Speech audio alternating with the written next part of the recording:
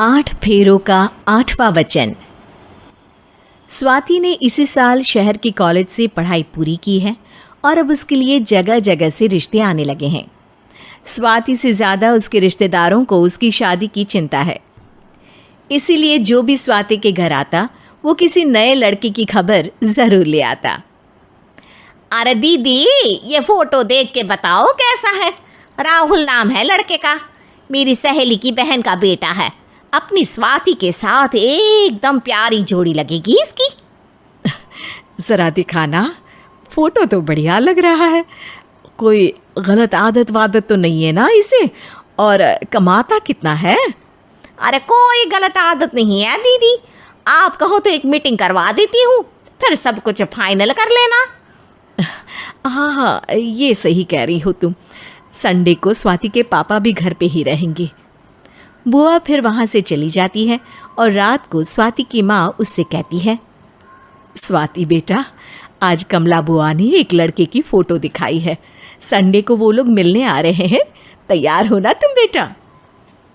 अरे मम्मी, आप कहाँ कमला बुआ के चक्कर में आ जाती हो? अभी इतनी जल्दी कोई शादी वादी नहीं करनी है मुझे।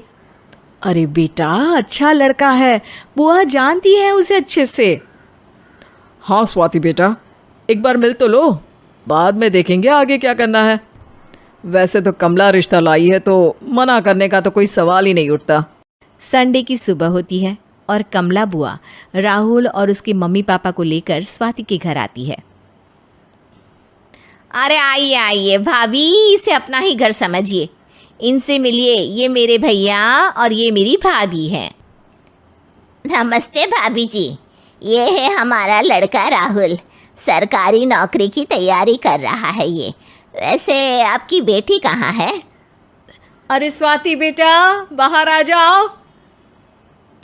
वैसे कितनी पढ़ाई की है स्वाति ने? जी, पोस्ट ग्रेजुएट है हमारी बेटी साइंस में।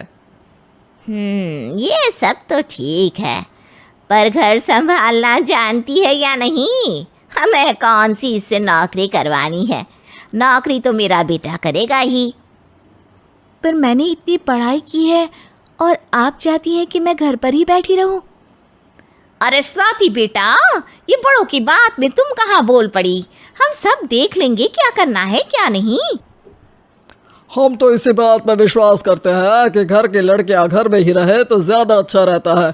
वरना भाई साहब, आप तो आजकल के हाल जानते ही हैं, कितनी घटनाएं होने लगी हैं औरतों के खिलाफ। स्वाति बेटा, रसोई का काम तो पूरा जानती हो ना? शादी के बाद तुम्हें ही संभालना है वो सब। अरे बहुत अच्छा खाना बनाती है ये, आप सब लोग इसकी तारीफ करते नहीं थकेंगे। लो भाई, हो गई मीटिंग, अब शादी की तारीख फाइनल कर लेते हैं, क्यों भैया? भाई, हम तो पंडित जी से चर्चा करने के बाद ही तारीख फाइनल करेंगे। सालों से हम उनकी बातें मानते हुए आ रहे हैं। लड़के वाले और कमला बुआ की बातें सुनकर स्वाति एकदम नाराज़ हो जाती है और उसे लगने लगता है कि शादी के बाद उसे घर पर ही बैठना पड़ेगा। लेकिन घर वालों के आगे उसकी एक नहीं चलती और उसे शादी के लिए हाँ कहना पड़ता है। शादी का दिन आ जाता है और सब मंडप में जमा होते हैं। अब फेरों का समय हो गया है, अब कन्या अपने वर से 7 वचन मांगेगी। आप किसी धार्मिक आयोजन में जाएं तो मुझे भी ले जाएंगे। आप मेरे माता पिता का भी बराबरी से सम्मान करेंगे, हमेशा मेरा साथ निभाएंगे। आपको दोनों परिवार की जिम्मेदारियां बखूबी निभानी होगी।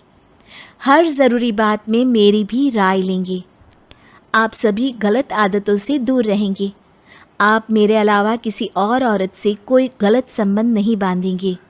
ये 7 वचन पूरे हुए, वर क्या तुम्हें ये सारे वचन मंजूर है?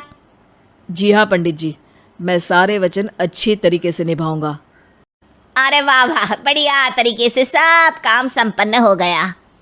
तो इसी के साथ विवाह संपन्न हुआ और आज से ये दोनों पति पत्नी हुए। 1 मिनट पंडित जी, अभी एक वचन लेना बाकी है। अब कौन सा वचन है बेटा? मैं अब हमेशा के लिए किसी दूसरे घर में जाने वाली हूँ, तो पति के अलावा मैं अपने सास ससुर से भी एक वचन लेना चाहूँगी। अब कहो बेटी। मैं ये चाहती हूँ कि मुझ पर किसी बात की कोई पाबंदी नहीं लगाई जाएगी। मुझे सब कुछ करने की आज़ादी होगी और मैं भी विश्वास दिलाती हूँ कि मैं एक अच्छी बहू बन के दिखाऊंगी। स्वाति की बात सुनकर उसके सास ससुर एकदम चौंक जाते हैं और कुछ बोल नहीं पाते कि उतने में कमला बुआ बोल पड़ती है। अरे बेटा, ये भी कोई कहने की बात है? रानी बन के रहोगी तुम तो। वचन देने से पहले सोच लीजिए, क्योंकि शास्त्रों में वचन ना निभाने वालों के लिए नरक से भी बदतर सजा लिखी है। स्वाति की चालाकी से वहां मौजूद सब लोग प्रभावित हो जाते हैं और लोगों में बदनामी ना हो जाए, इस कारण स्वाति के सास ससुर को उसे वचन देना पड़ता है। और कैसी अपशकुन वाली बातें कर रहे हैं आप पंडित जी? हमें मंजूर है बेटा तुम्हारी शर्त। स्वाति अपनी समझदारी से अपनी बात अपने ससुराल वालों से मनवा लेती है और खुशी खुशी राहुल से शादी कर लेती है। अब से हर शादी में मैं खुद 8 वचन दिलवाऊंगा। ओम मंगलम मंगलम मंगलम।